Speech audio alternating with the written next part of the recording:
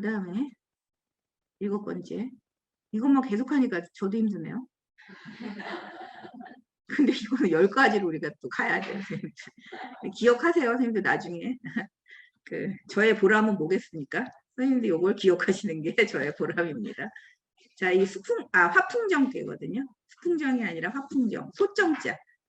이 구사효예요. 자, 정절족, 복봉속, 기형악, 흉, 엄불승, 기임야라고 했어요. 우리가 이제 예전에 솥 모양은 다 아시죠? 솥 이렇게 있고, 그 다음에 이렇게 다리 3개. 아주 안전하게 다리 3개 있거든요. 이 수풍정은 택화혁계 다음에 오는 거예요. 택화혁이 혁명을 바꿨잖아요. 바꾼 다음에 새로운 것을 채우는 거. 새롭게 채우는 거는 수풍정의 시대에 하는 거예요. 근데 이게 구사가 지금 뭐냐면 솥의 다리가 부러졌어요. 절이에요. 끊어졌어요. 그래서 뭐예요? 공을 위해서 한 밥이 어떻게 됐어요? 공속이 엎어졌어. 이 구사가 누구를 위해서 밥을 줬을까요, 여러분? 그 위에 있는 화풍이니까 유고죠. 유고를 위해서 사실은 밥을 짓는 거랑 마찬가지잖아요. 공속을 엎었어. 그래서 얼굴이 음식이 이렇게 팍 쏟아져서 얼굴이 엉망진창이 된 거예요.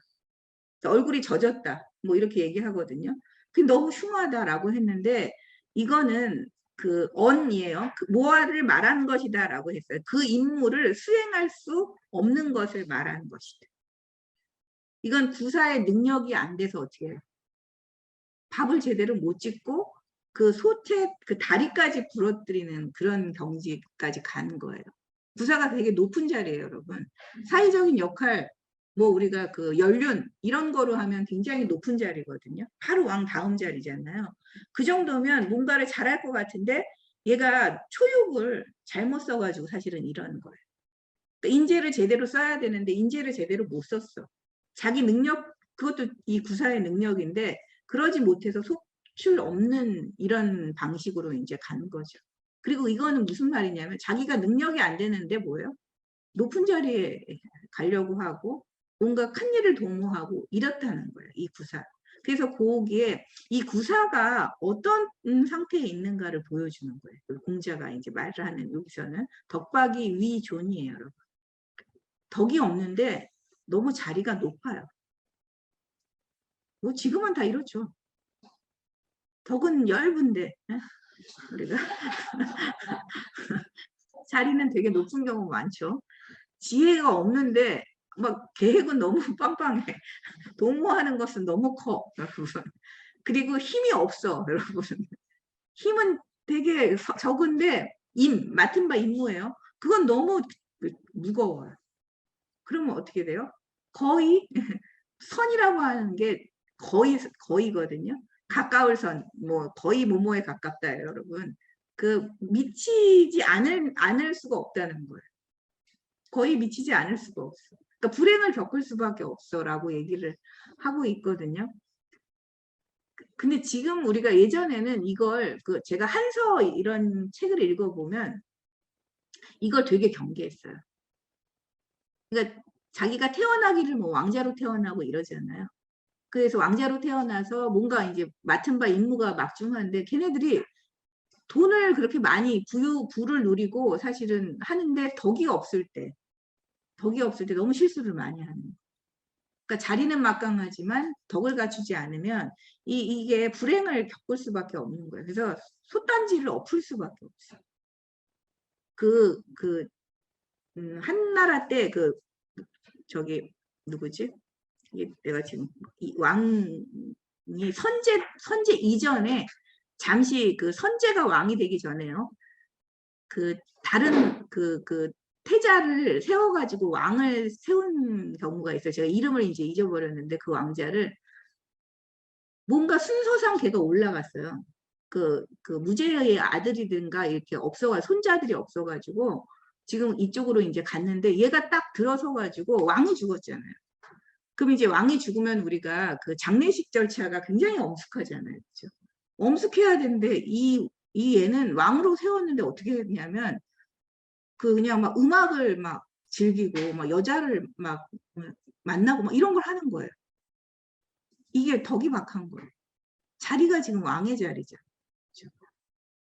그래가지고 어떻게 됐을까요? 사람들하고 그렇게 노는 걸 너무 좋아해. 그러니까 다시 잘렸어. 얘를 왕으로 세웠다가 이 애를 그냥 왕에서 내쳐버렸어요. 왜냐하면 왕의 자격을 못 갖춘 거예요. 우리는 이 왕의 자리가 오는 게 뭐 이건 천운이잖아요. 그죠? 아무리 뭐 왕자의 서열을 타고났다 해도 왕이 되는 경우는 굉장히 드문 거거든요. 힘든 거거든요.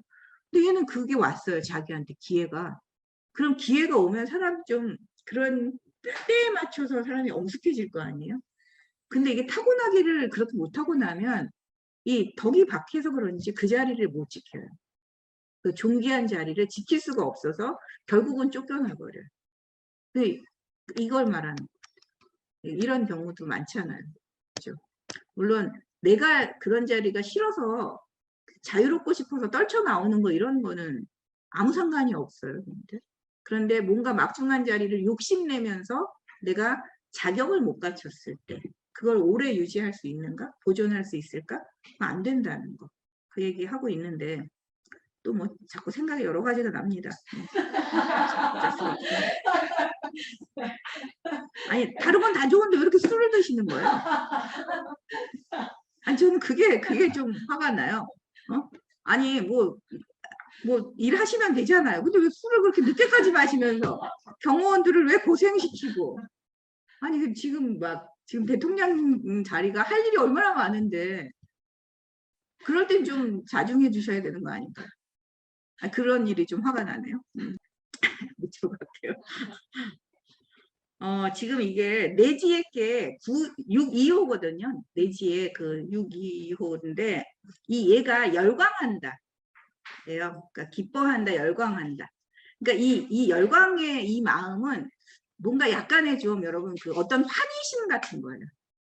이 예계의 그 기쁨은 저는 환희심으로 좀 보면 좋을 것 같거든요. 그래서 그냥 위에부터 요거는 차근차근 하고 여기서는 좀 얘기할 게 많아서요.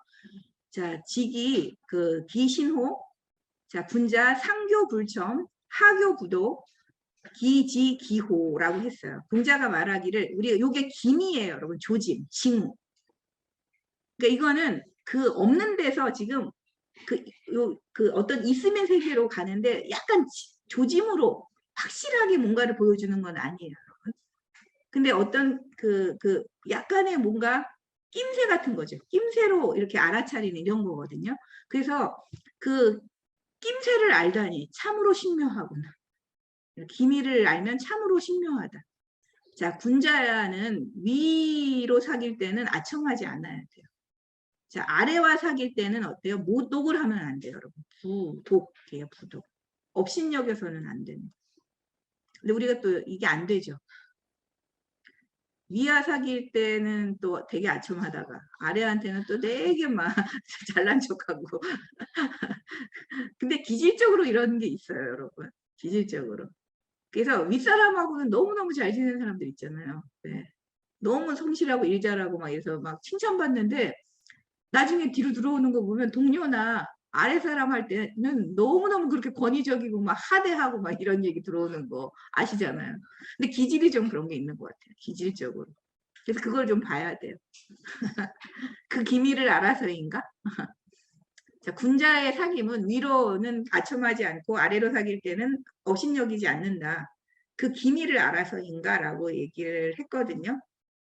우리가 어떤 시작할 때가 되게 중요하잖아요. 그죠? 시작할 때. 그래서 여기 아래 내려볼게요. 자, 자기의 지혜로 기미를 파악할 수 있으면 신통한 경지에 이를 수가 있대요. 어떤 일이 시작하기만 해도 결과를 알 수 있다는 거예요. 뭔가를 우리가 어렴풋이 뭔가를 이제 도모하기 시작할 때부터 일의 결과가 어떻겠구나 하는 걸 알아요. 우리가 뭘 봤기 때문에? 어떤 낌새, 징후 이런 걸 봤기 때문에. 근데 그 낌새, 징후는 되게 여기 위에서는 간단하게 얘기했어요. 윗사람하고 사귈 때 아첨하지 않는 거. 아랫사람하고 사귈 때 업신여기는 마음이 안 나오는 거.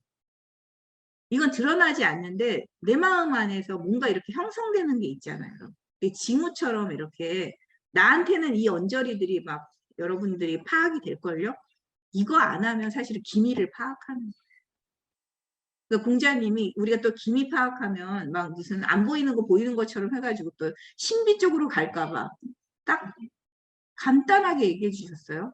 상교불청, 하교부독이라는 이 말이 저는 그래서 우리가 요거를 더 주목하셔야 돼요. 아, 이거예요. 낌새를 안다는 게 이런 거구나.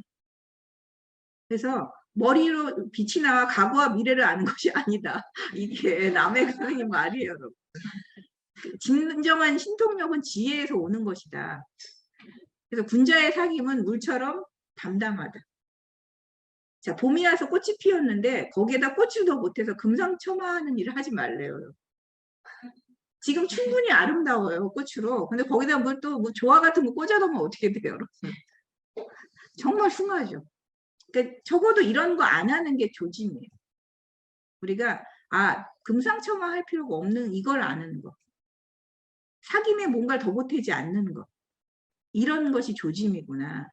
그래서 이 기미는 그냥 아직 움직이지 않았는데 이제 막 움직이려는 어떤 상태?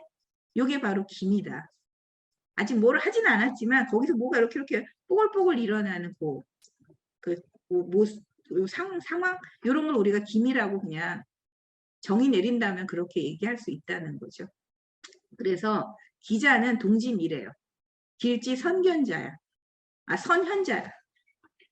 미리 드러내는 것. 그래서 기미라는 것은 그 움직임의 아주 미묘함입니다, 여러분.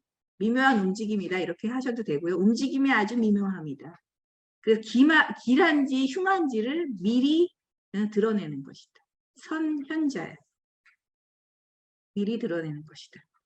자, 군자는 그래서 그 기미를 보아서 일어나는 겁니다. 움직이는 거예요. 그리고 그래서 하루 종일을 기다리지 않아요. 기미를 보면 그때부터 우리가 움직이는 거라서 종일 뭐 기다렸다가 뭘 하는 건 아니래요. 불사종일입니다. 그래서 그 유기호루갑계 개우석 부종일 정길이에요. 우뚝 선 마음과 같아요. 돌처럼 꿋꿋해. 오히려 돌처럼 꿋꿋해서 어때요? 하루로 그치지 않아요. 하루가 되기 전에 그 마음을 사실은 꿋꿋하게 갖는 거예요. 그래서 아주 길하다. 개여석, 그러니까 영용, 종일, 단가, 식의라고 했거든요. 자, 우리가 다이아같이 꿋꿋한데 어찌 영자예요. 어찌 그 하루로 그치겠는가. 의심의 여지가 없다. 아주 그 판단이 분명해서 알만한 것이다. 단가식의예요. 이건 뭐냐면 지금 우리가 열광을 하잖아요. 사실 어떤 일에 그 내지 액계를 이렇게 보면 지금 이게 요 아래 땅인데 요 땅이 유순하잖아요. 이렇게 포용하면서 뭐가 움직이는 거예요. 이렇게 뭔가 유순하게 뭐가 이렇게 움직이고 있어요. 뭐가 이렇게 발산하고 있는 이런 상태거든요. 밑에가 이렇게 다 받아들일 수 있는 수렴하면서 무엇인가가 거기서 움직임이 일어나는. 그 안으로부터 뭔가 마음이 이렇게 해서 일어나고 있는, 움직여서 활동하게 되는 그 상태. 요거를 이제 우리가 내지 액계라고 보통 하는데, 우리가 이럴 때 이제 기쁨이 막 일어난다는 거예요. 유순하게 이렇게 움직이니까 거기서 이제 어떤 열광이 일어나고, 그래서 조금 더 요걸 제가 아까 환희심이라고 얘기했는데, 이 환희심은 비렐름 선생님의 이제 이걸 가지고 조금 이따 말씀을 드리겠지만, 이 환희심은 어떤 무의식으로부터 일어나는 정서적인 어떤 우리가 이 통합성? 이것 때문에 일어나는 어떤 황홀경 같은 뭔가 우리가 정서적으로 무언가가 다 통해하고 있어. 이거는 문자라든가 이런 걸 통하지 않고 느껴지는 감정의 문제거든요. 그래서 뭔가 어떤 통일성 같은 게 우리한테서 느껴졌을 때 거기서 일어나는 어떤 기쁨이에요. 그래서 어떤 개별적 자가 사라지는 어떤 그런 느낌. 제 이 기쁨이요, 여러분. 그래서 제가 내지의 기쁨이 도대체 뭘까? 그동안은 좀 헷갈렸어요. 그런데 내지의 기쁨은 약간 환희심과 황홀경에 가까운 자기 밖에서는 그런 기쁨이에요. 자기를 넘어서는 기쁨. 그래서 자의 어떤 개별의 마음이 아니라 우리 마음이 다 같은 거구나. 내 마음이 어떤 집단의 마음이구나 라고 하는 이 확장성으로 생기는 어떤 환희심이에요. 이러니까 뭔가 대단히 다르죠. 이러니까 어때요? 그 환희심을 느끼려면 나를 넘어서야 되거든요. 그러니 교만함과 업신여김 이런 마음 다 넘어서야죠. 사실 교만함과 업신여김은 개별자 안으로 갇혀 있을 때 이런 마음이 막 일어나는 거예요. 근데 우리가 이게 어떤 이성을 거치지 않고 우리가 그 공유하는 마음이 생기는 거. 그건 어디서 가장 많이 잘 표현되냐면 음악으로 표현됩니다. 남해근 선생님 걸 읽어보세요. 사실은 음악의 정신을 가장 잘 표현하고 있는 건 내지 예배다라고 얘기했어요. 이건 어떤 우리가 인류 공통의 어떤 정서가 여러분 그냥 이렇게 그 소리를 통해서 드러나는 거예요. 이거는 뭔가 그 이성의 어떤 문자나 논리로서 드러나는 게 아닙니다. 그 어떤 걸 수단을 거치지 않고 어떤 매개체를 거치지 않고 그냥 직접 전달되는 거예요. 음악은 그렇죠, 선생님들. 음악이 직접 전달되잖아요. 그래서 이 음악이 직접 전달되면서 우리를 어떻게 마음을 동의를 하게 만들어주는 화합의 자네요. 이 화합의 자. 그래서 그 동양에서도 음악은 되게 중요하고 서양에서도 음악은 되게 중요하죠. 이러니까 그 우리가 그 제가 마침 또 이번 월요일에 그 세미나가 그 춘추에 관한 해설서를 읽었었는데 이 탕노아 선생이 대만 사람인데요. 이 그 춘추라는 역사책 안에 음악을 굉장히 중요하게 여겨요. 그래서 그 음악 부분을 이제 다뤘는데 그 쿤데라 있잖아요. 밀란 쿤데라. 그 사람이 음악 전문가래요, 거의. 그 아버지가 굉장한 그 음악 연주자이기도 하고 뭐 그랬다고 해서 이 집안이 아마 음악이 굉장히 해박하다 그러더라고요. 근데 이 쿤데라가 자기 소설도 음악의 어떤 리듬 박자를 타가지고 그렇게 썼대요. 소설 작품도. 근데 저는 예전에 읽었는데 그런 거 잘 못 느꼈거든요. 제가 예술적이질 않아가지고. 근데 그 이분이 그 얘기하기를 이 음악이라고 하는 그 내면의 가장 은밀한 박동을 잡고 있는데 이 내면 세계의 가장 은밀한 박동을 잡고 있는 거예요. 그걸 보여주는 게 바로 음악이라는 거예요. 우리 안에 있는 그냥 알 수 없어. 어디선지 모르지만 내 안에 느껴지는 어떤 박동 같은 게 있어요. 이 박동이 그걸 이제 이렇게 겉으로 이렇게 드러내주는 건데 이 박동은 문자로는 도달할 수 없는 세계예요. 이 박동은 문자로는 도달할 수 없는. 그러니까 논리 너머에서 그냥 마치 직자적으로 그냥 튀어나오는 어떤 그런 일종의 비명이라고 얘기하고 있잖아요. 근데 이 비명이 어떻게 해요? 이제 소리로 나오게 되고 이 소리가 이 정서가 어떻게 돼요? 음악의 어떤 리듬을 타면서 뭔가 조화롭게 조율되고 있는 그게 이제 음악의 가장 이상적 경지겠죠. 그래서 내지의 이 황홀경은 사실은 그 정도의 경지에서 이 통합성 우리가 전체 이게 전체주의가 아니라 전체 이 마음이 집단의 마음을 우리가 이해하는 방식으로 정서가 하나로 통합되는 이런 경지로 갈 수 있는 거죠. 그래서 굉장히 조화로워야 돼, 그죠? 이 음악이 조화로워야 하는데 음악은 반드시 조화롭기만 한 건 아니에요. 왜? 이 박동이 굉장히 격렬해졌을 때, 이 격동적으로 갔을 때 어떻게 돼요? 굉장히 폭력적으로도 가잖아요. 군대 음악 여기 나왔잖아요. 군대 음악 같은 거 여기 비렐름이 얘기했잖아요. 죽을 수도 있게 만드는 게 군대 음악이잖아요. 우리가 정서적으로 하나임을 그 격렬한 하나임을 우리가 얻으면서도 어떻게 돼요? 우리를 폭력적으로 몰아가는 게 또 음악이 진짜 너무 지나치게 나갈 때. 그래서 음악은 굉장히 안전할 때도 있지만 굉장히 위험할 때도 있다는 거예요.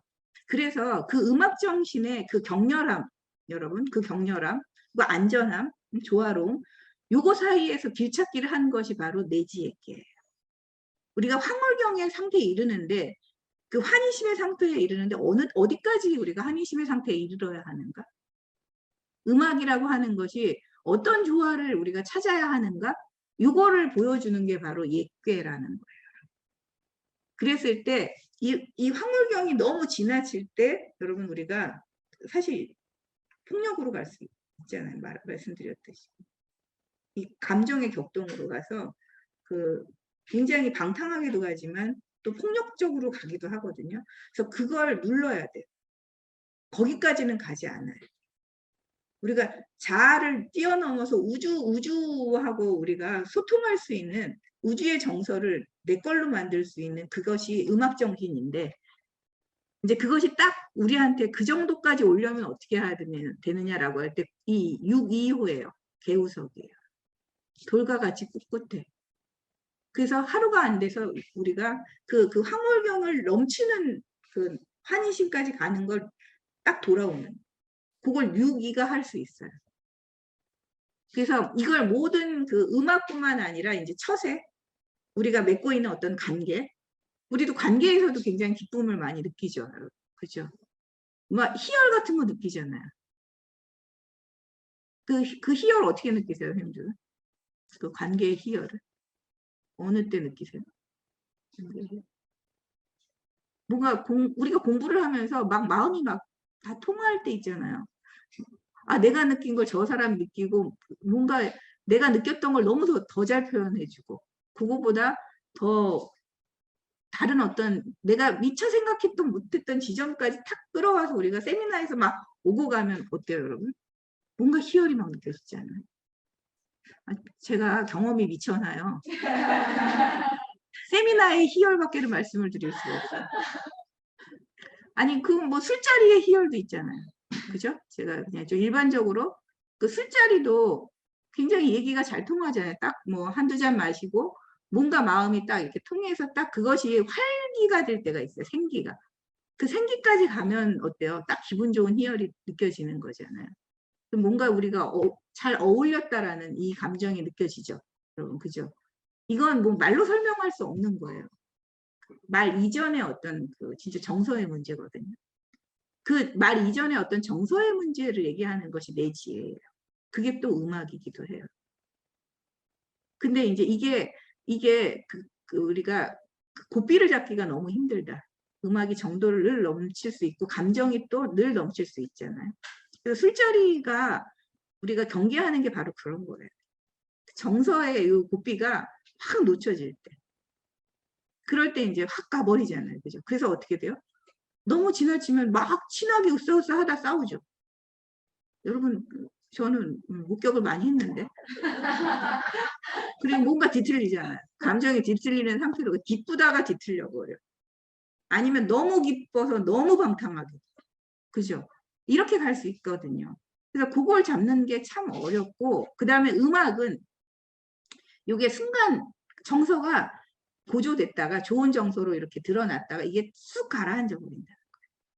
음악은 시간의 리듬이잖아요. 그죠? 시간성과 함께 사라지잖아요. 그러니까 그게 사라지고 나면 그 정서도 꺼져버려요. 이걸 지속할 수가 없대요. 그러니까 이걸 지속할 수 있는 그 힘이 어디에 있는가라고 할 때 남해그 선생님이 그 다음에 얘기한 게 뭐냐면 택지체계예요. 여러분 지난 시간에 택지체 했잖아요. 모인다. 함께 모임이거든요. 우리가 무엇을 가지고 함께 모일래? 여러분. 이 순간의 정서가 아니라 이 정서, 우리가 하나 되는 어떤 이 정서가 있거든요. 그래서 희노애락, 미발지, 위중이라고 보통 이제 중요성에서는 얘기를 해요. 희노애락이 아직 바래지지 않은 상태를 우리가 중이라고 얘기하는 거예요. 근데 이게 바래져서 발이 중절해요. 딱 그거에 딱 맞아. 그걸 위화라고 해요. 뭔가 정도에 딱 맞는. 기쁨이 기쁨에 딱 맞을 때 있죠. 슬퍼야 할 때 딱 슬퍼야 돼요. 그리고 화낼 때 딱 그 화내는 정도 딱 있어요. 한계를 넘어서는 안 돼요. 화낼 수 있는 만큼만 화를 내고 그러면 감정이 굉장히 해소가 되잖아요. 그죠? 그리고 뭔가 굉장히 내가 청정해지는 걸 느끼거든요. 근데 이걸 넘어가면 기분이 안 좋죠. 그래서 그렇게 딱 그 희노애락이 그게 딱 맞을 때, 상황이 딱 맞게 우리가 조절될 때 그걸 우리를 뭐라고 하냐. 그걸 화라 그래요. 어울릴 화자. 제 강의 안에 있어요. 여기에. 여기 있습니다, 여러분. 대중절, 위지화. 이게 중용에 나오는 거거든요.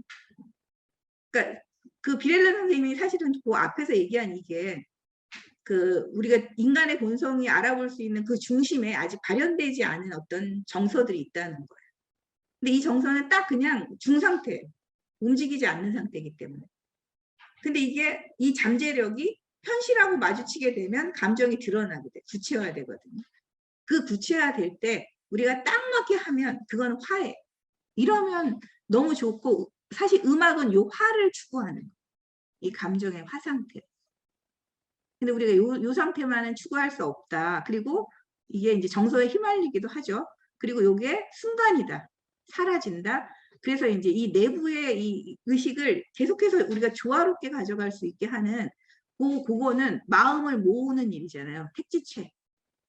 근데 이거는 이 모임이라고 하는 건 여러분, 우리가 제대로 잘 모인다는 건 굉장히 그 음악 정신이 종교적으로 승화될 때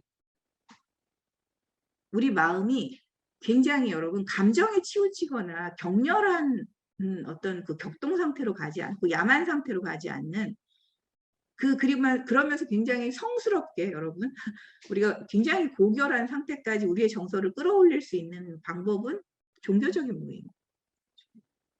우리 의식 자체가 되게 종교적으로 그렇게 갈 때.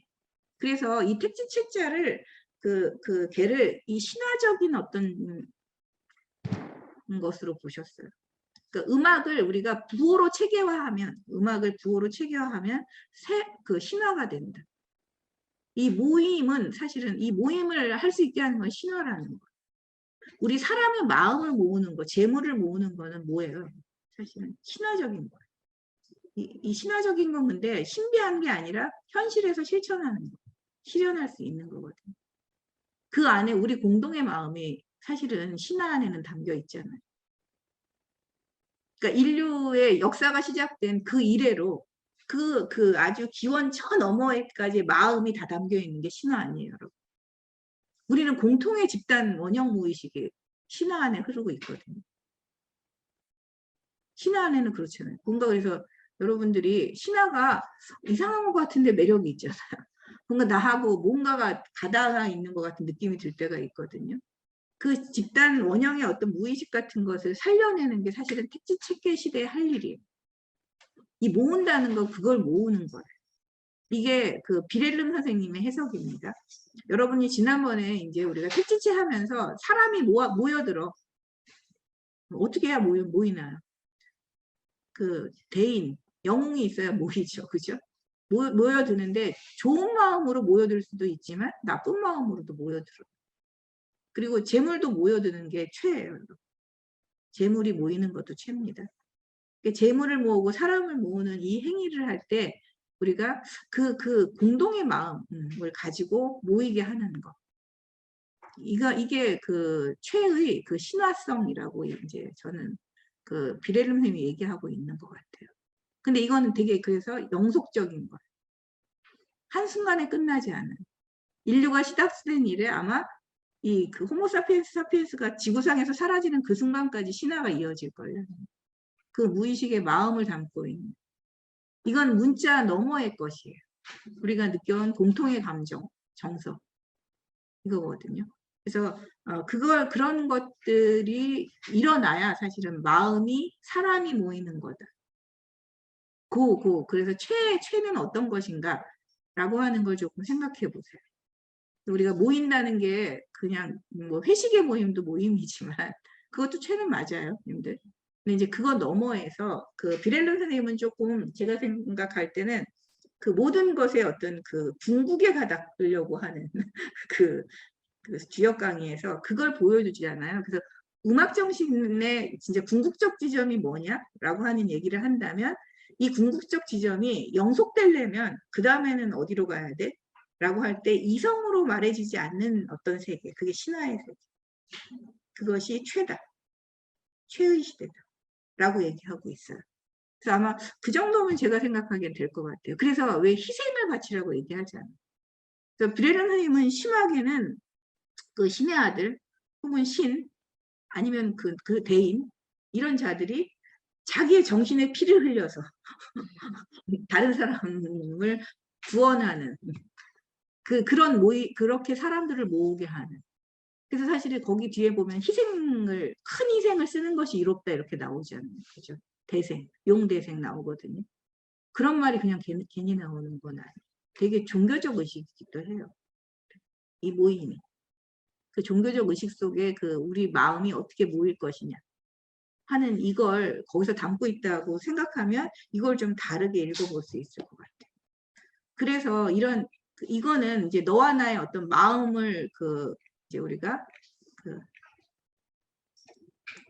교류하면서 이제 우리가 환희심을 갖는 그것을 어떻게 할 거냐라고 하는 것, 그 열광이고, 그 다음에 택지체는 사실은 어떻게 해요? 우리가 헌신하면서 기뻐하는 거예요. 이 기쁨의 헌신이에요. 이 화물경 혹은 환희심을 헌신적으로 어떻게 펼칠 거냐라고 하는 이 부분이, 그러니까 되게 종교적이죠. 그 자체 해석 자체가.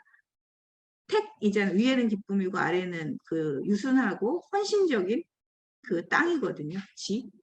그래서 그 기쁨을 우리가 헌신적으로 발휘하는 거. 자 너머의 환희심을 어떻게 하면 여러분 우리가 정부에게 전파할 수 있을까요? 부처님의 경지인 것 같아요. 제가 생각할 그 경지가 모인다는 그 마음의 어떤 경지가 그런 되게 신적이기도 하고 그런 어떤 것을 보여주는 걸 이제 우리가 옛계하고 제가 연결해서 그냥 최계까지 말씀을 드렸어요. 근데 여기서는 그냥 옛계만 말씀을 드리는 겁니다.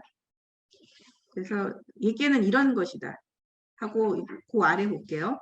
그래서 군자가 이 옛계로부터 이제 봐야 되는 건 뭐냐면 미세한 것도 알아야 되고 그 뚜렷하게 보이는 것도 더 뚜렷하게 알아야 됩니다. 드러날 창이거든요. 그 다음에 부드러운 것도 알아야 되고 강함도 알아야 돼요. 굳센 게 뭐냐. 이런 게 모든 사람의 희망이다. 혹은 모든 사람이 바라는 바이다. 이렇게 하셔도 돼요. 그래서 바랄 망자 해가지고 그냥 바라는 것이다. 이렇게 해서 사실 그 옛계가 가지고 있는 요 부분을 좀 우리가 진짜로 여러분 서로가 기뻐하려면 우리는 어떻게 자아를 버릴 것인가 하는 문제, 자아를 넘어설 것인가 하는 문제, 이걸 사실은 제기하고 있는 거다. 그러니까 공자의 이 말도 저는 그렇게 통한다고 생각해요.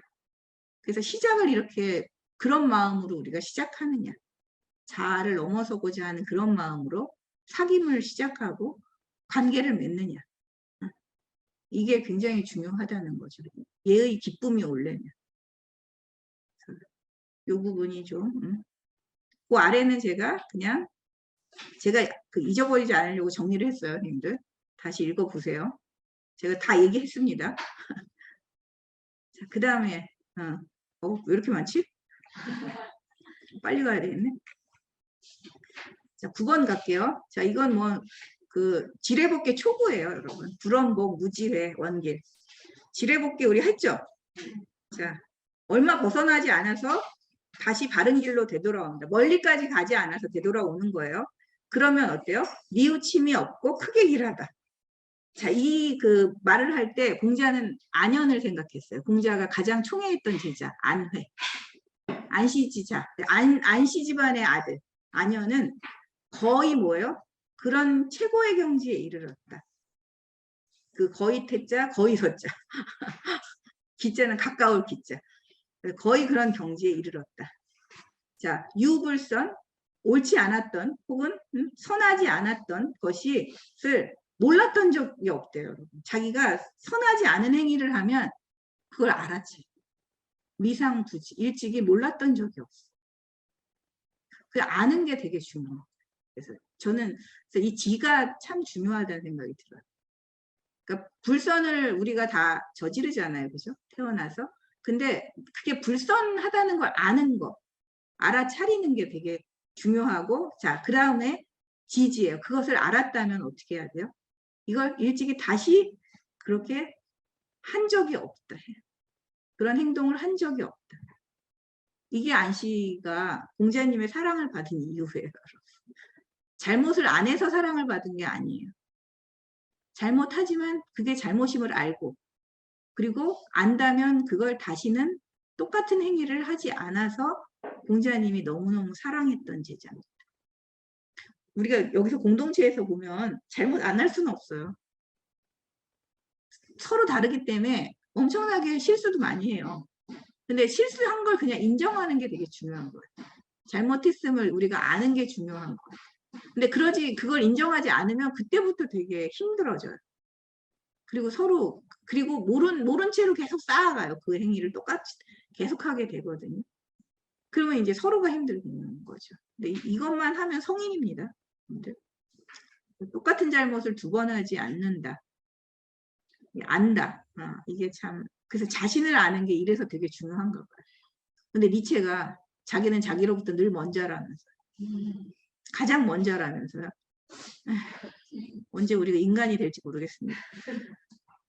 자, 그 다음에 10번을까지 하고 오늘 제가 시간을 잘 지키겠습니다. 자, 거기에는 산택손께 하고구나. 풍내기 아쉽지만 그냥 할게요. 산택손, 천지 인원, 만물 화순, 남녀 구정, 만물 화생이에요, 여러분. 그 천지가 지금 이렇게 막 엉켜 있는 거예요. 뒤섞여, 인원이라고 하는 게 뒤섞일 온자거든요. 막 뒤섞였어. 그 다음에 만물은 화순, 발효가 돼서 막 다른 상태로 만들어진 거예요, 여러분. 그 왜 술이 발효되고 막 뭐 효소가 발효되는 것 같은 그 순자예요, 여러분, 이게. 그래서 막 만물이 그렇게 발효돼서 번성해요. 그리고 남녀가 정으로 얽힌 거예요. 구정입니다. 정으로 얽혔고 그렇게 해서 만물이 막 생겨났어요. 천지가 실처럼 지상낀 상태에서 만물이 번성하게 되고 남녀가 정을 얽힌 상태에서 만물이 이제 탄생하는 겁니다. 그게 무슨 산택 손께 덜 손자예요, 여러분. 덜어낼 손자. 이게 뭔 상관이 있대요? 자, 우리가 덜어내고 더 보태고 하는 건 그 사람하고 우리가 서로 우주 만물하고 이렇게 뒤섞일 때 덜어내야 되고 혹은 보태야 되고 그래요. 이게 원칙이에요. 자, 없는 데는 보태주고 넘쳐나는 것은 덜어내고. 그래서 그 산택 손께하고 풍내 있게는 여러분 마치 동전의 양면처럼 같이 가는 거예요. 거의 같은 차원이에요. 여기서 덜면 여기서는 우리가 보태게 돼 있잖아요. 얘가 보태면 얘는 덜어내게 돼 있거든요. 그래서 그걸 같이 하는 것. 그런데 왜 손이라고 하냐면 밑에서 덜어서 위에 받쳤기 때문에 손해라고 하는 거예요. 원래 아랫사람이 덜어내는 건 손해예요. 근데 밑에는 보면 위에서 덜어서 밑에 준 거. 아래에 보태줬어요. 이럴 때는 더해주는 거예요. 이익이에요. 그러니까 이 손해와 이익을 여러분 생각하면 아랫사람이 자기 걸 덜어냈어? 그래서 그 위에 줬어. 이러면 손해. 위에가 자기 걸 덜어서 밑에 주면 이거는 이익이에요. 이 개념이 완전히 다르죠. 벌써 여기 이 개념 자체가 우리가 손해와 이익이라고 생각하는 것과 너무 차원이 다른 거예요. 그래서 산택손 하면 안 좋아할 일도 없어요. 똑같아요. 사실 치면. 근데 여기서 보면 3인의 밑에 원래는 양이 이렇게 셋이 가다가 양이 3명이 가면 어떻게 돼요? 너무 많잖아요. 덜어내야 돼요. 뭐가 바뀌고 생성되는 건 사실 음양 2개면 되거든요. 그러면 3개면 이제 넘쳐서 여기서부터 뭔가 싸움이 일어나고 뭔가 과도한 것이 생겨나요. 그래서 하나는 덜어내야 돼. 그래서 3이 가면 하나는 덜어낸다. 그래서 양 3개가 가서 하나 덜어내서 위로 올라간 거예요. 상부가 된 거예요, 여러분. 원래는 이게 그 지천 택계에서 시작을 했나? 맞나? 산택 맞죠? 지천 택계에서 시작한 겁니다. 그거의 변계예요. 지금 산택 손계가. 그리고 이제 하나가 가면 어떻게 돼요? 그 벗을 얻어요. 자, 양 하나가 올라가가지고 어떻게 됐어요? 벗을 얻었잖아요. 그죠? 그렇게 이제 벗을 얻는 것이다. 그래서 이는 하나로 합치되는 것을 말한다라고 얘기해서 손괴인데 왜 합치되는 것을 얘기할까? 덜고 보탠다는 건 우리가 넘치는 것, 그 다음에 모자라는 것, 이걸 어떻게 덜고 보태줄 것인가에 문제. 근데 이게 만물의 교접의 원리라는 거예요. 이게 만물 교접의 원리다. 이거 너무 놀랍지 않나요? 선생님들은 별로 안 놀라시는데 전 놀랬어요. 사실 그냥 우리가 인간사회에서 그냥 덜어주고 하면서 이렇게 손해가 나면 막 마음이 찌운하고 저 손괴를 사실은 상상을 그렇게 한 거예요. 그랬는데 이렇게 다른 차원에서 얘기를 하니까 저는 진짜 깜짝 놀라는 일인 거죠. 덜고 못하는 건 우주 차원의 일이에요. 그러니까 우주가 하는 자연 법칙인 거예요. 우리도 그거를 하는 거예요. 그러니까 손해봐서 우리가 막 찌우내하고 막 괴로워할 일이 하나도 없어요. 이것처럼 한다면. 그죠? 없는데 우리가 준 것 때문에. 이 마음을 우리가 써야 되겠죠. 이 부분에서. 자, 여기까지 하고 하나는 남길게요. 여운으로 하나 남기고 다음 시간에 하겠습니다.